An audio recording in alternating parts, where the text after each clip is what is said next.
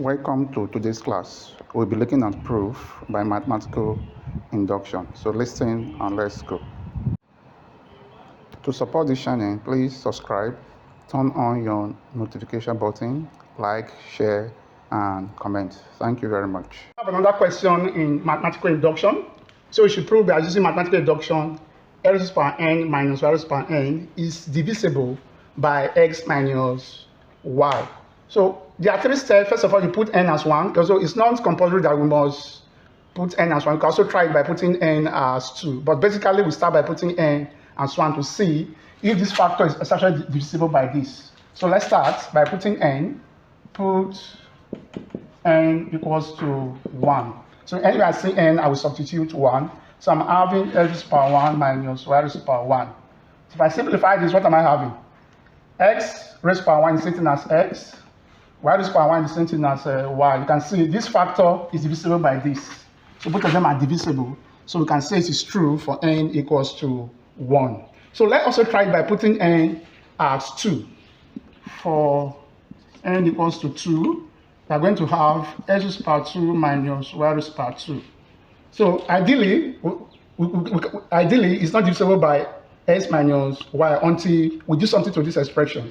And what is that? We can apply the concept of difference of 2 squared to this. This can be written as x minus y, x plus y. So we can see x minus y as a factor to x plus y. We can say also it is true for n equals to 2.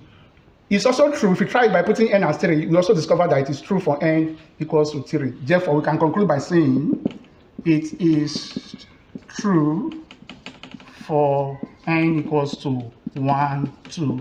It continues like that. So step 2, let's assume it's also true for n equals to an unknown number or factor such as k. Assuming it is true for n, I will substitute k.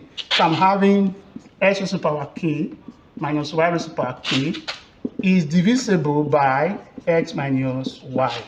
Let's assume it is true for n equals to k. So we need to prove this statement to be true by putting n as k plus 1. In this place, we are just assuming it is true for n equals to k. So how do we verify if actually it is true? By putting n as k plus 1.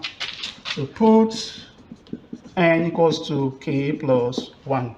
The statement to be true by putting n as k plus 1.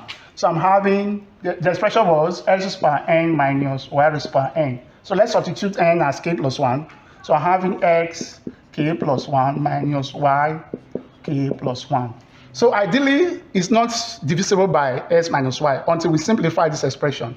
So I can also write this as x raised to the power k times or dot x to the power 1 by applying the law of indices. Minus, if I apply the law of indices here, I'm having y raised to the power k dot all times y raised to the power 1. But there's no evidence to show is divisible, this expression is divisible by x minus y. So let's bring in the assumed statement. What is the assumed statement? It says that x raised to the power k minus y raised to the power k is divisible by x minus y. So let's make any of these factors the subject formula because we can find them here. So let's make x power k the subject formula. So if I do that, I'm having x raised to the power k equals to d divisible by x minus y. Transfer this guy here becomes plus y raised to the power k.